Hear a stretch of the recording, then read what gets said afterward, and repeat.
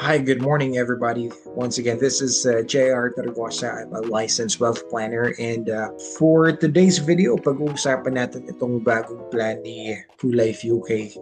I would say this is one of my most favorite plan na ino-offer ni True Life UK. Napaka-ganda niya for investment or for educational funds. So, okay, pag-uusapan po natin i-discuss ko po sa inyo every detail of it. And I hope na maunawaan natin itong plan na to. And sana magustuhan nyo rin, guys.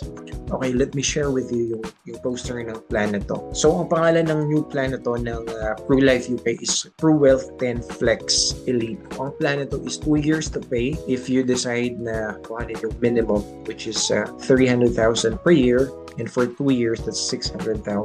10 years po yung coverage niya. Ito naman, pag-usapan natin, so yung 11% guaranteed annual payout from the end of year 3 to year 10. Okay, for example, kukuha ko ngayon ng plan, July 29, 2026. Now, kailan ang first payout ko ng 11%? It will be on the 29th of July 2029. First year will be on July 29, 2027. And 28 second year, and on the third anniversary, which is July 29, 2029, yun yung first na makukuha na yung guaranteed payout na 11% ng annual premium. So for this case, 300,000 yung annual premium, so ang 11% niyan would be 33,000.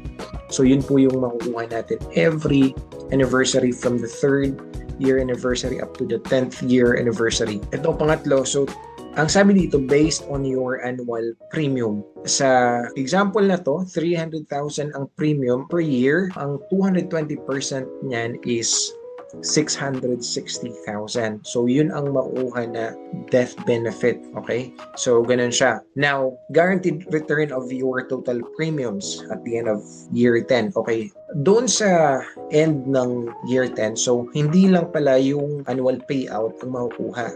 Kasama na rin yung total premiums, ibabalik na rin po. So, basically, kapag buhay pa ang insured on the 10th year, ang makukuha niya is 633,000.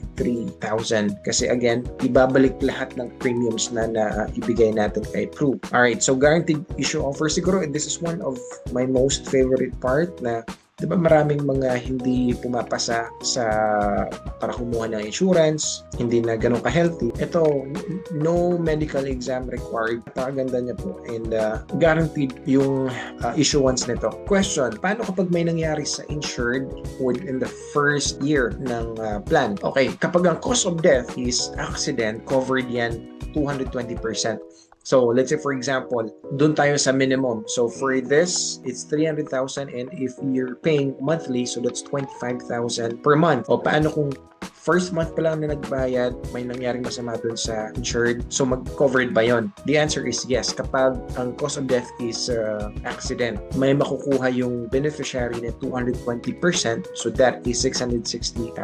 Yun po makukuha. So paano naman kapag ang cause of death is illness? So ang mangyayari kapag within the 2-year period, so ang mangyayari dyan is ibabalik ni True Life yung total premium na naibigay. Ganun po siya. Okay, so I hope naliwanagan ng lahat. If you have questions, clarifications about sa plan na to, don't hesitate to send me a message. I hope you have a great day.